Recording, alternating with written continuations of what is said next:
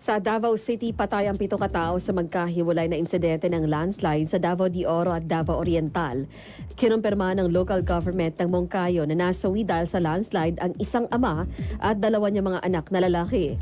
Nananawagan ng LGU sa mga mamamayan na nakatira sa mga landslide at flash flood prone areas na maging mapagbantay. Patay din sa pagguho ng lupa ang 4 na mga miyembro ng pamilya sa Mati City.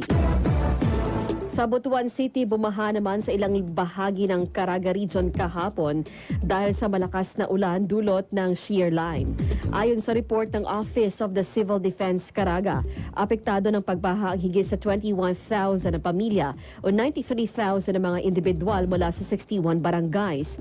Karamihan sa mga binahang pamilya ay lumikas sa mga evacuation centers. Habang patuloy naman ang monitoring ng NIA sa water level sa mga irrigation systems sa lalawigan. Sa Marawi City, nakatanggap ng tig 5,000 pesos na cash aid ang 922 na mga estudyante. Ito ay sa ilalim ng Provision of Education Cash Assistance of the Bangsamoro Marawi Rehabilitation Program na lokal ng pamahalaan. Tinutulungan nito ang mga kabataang kasalukuyang nag-aaral sa mga paaralan at ang bilang bahagi na rin ng patuloy na pagbangon at rehabilitation ng kanilang komunidad pagkatapos ng labanan.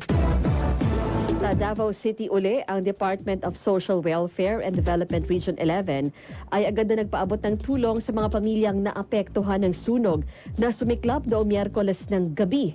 Ayon sa DSWD-11, kasalukuyang isinasagawa ang profiling at validation upang masiguro na ang tamang tulong at kaukulang serbisyo ay maibibigay ng mabilis at maayos. Batay sa paunang ulat ng City Social Welfare and Development Office, umabot na sa 26 families at 14 na individual ang naapektuhan ng insidente.